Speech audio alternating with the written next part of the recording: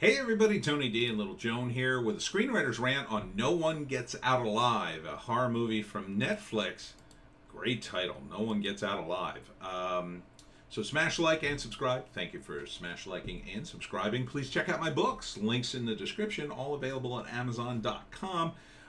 Kindle Unlimited is free. People are reading the Kindle Unlimiteds and doing very well. Thanks so much for that. I'm going to give Joan a treat preemptively. Somebody's in the middle of a book. I know they're going to go back to it today.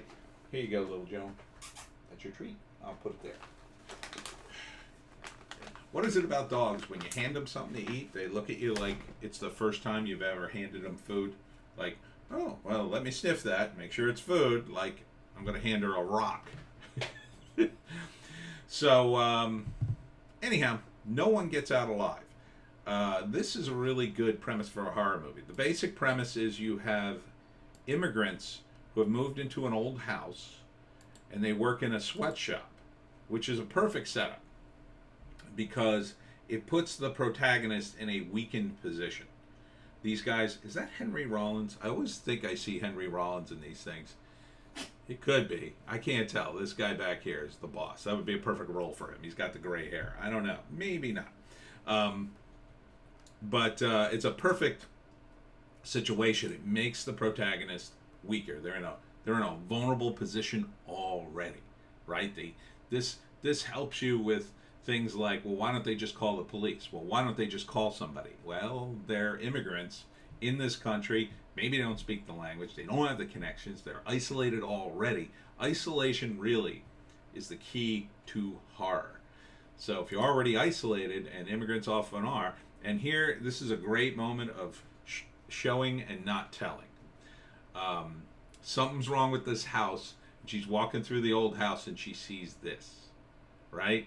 This is somebody's fingernails trying to hold on as they're being dragged away. Why? Yeah, I know, this house is kind of weird. And she keeps seeing things, and apparently it's based on an award-winning novel. I bet it's pretty good. No One Gets Out Alive. It sounds good. From the creators of The Ritual.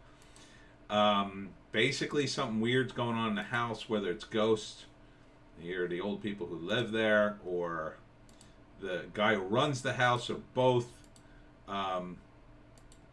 Basically, they're going to be killed. And this is a creepy scene. Like, she sees the ghost, and it disappears, and then you see the footprints go running towards her. Oh, it's creepy. It's got like butterflies, dead butterflies on the wall. They suddenly start coming back to life. I mean, there's so many creepy things in here. There's another creepy scene on a subway where everybody disappears. So there's a lot of cool supernatural stuff going on. And, the fact that this is an immigrant woman who has no connections, isolated already, it's a perfect setup. So the first act is going to be her coming. She's got a hard life. She manages to get a room in this house. It's cheap. She wonders why it's so cheap. She starts seeing weird things, but whatever. She's gonna try to make it. She's still got a hard life, like in the sweatshop, working all day. Maybe she's getting harassed. The whole deal. At the end of the first act, she notices weird stuff in the house, but she overlooks it. And then she meets her roommates, her housemates, and they all are in the same boat. And this house is weird. The guy who runs it's weird. Everything's a little weird, but what are you going to do? It's America. This is what we got to do to survive. Blah blah blah blah blah. But slowly but surely, weird things start happening. September 29th. I will probably watch this movie.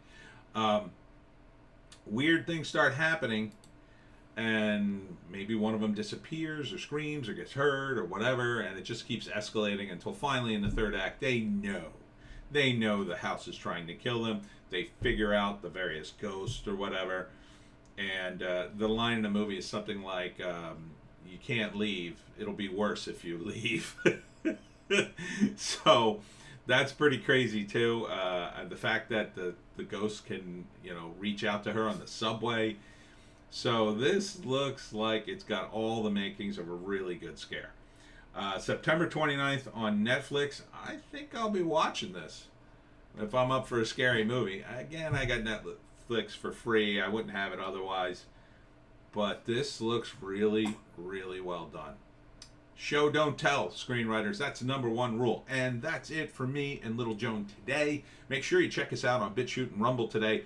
I have a Piney podcast and, of course, a news blast. That's it, and we'll see you tomorrow. Right, Little Joan? That's right.